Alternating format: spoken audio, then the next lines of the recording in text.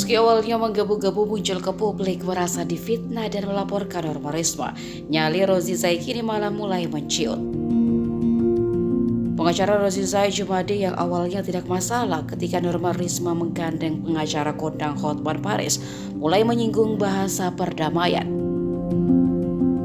Jumadi mengaku dirinya selalu mengedepankan perdamaian, bahkan ia menyampaikan ada keinginan untuk mendamaikan kliennya dengan Norma Risma. Dan hal itu diharapkan pula mau dilakukan pihak Norma Risma. Jumadi terang-terangan mengatakan jika memang ada perdamaian, agar kedua belah pihak bisa duduk bersama membahasnya. Menurut Jumadi, masalah yang sudah berlalu tak usah lagi diperpanjang dan dibesar-besarkan.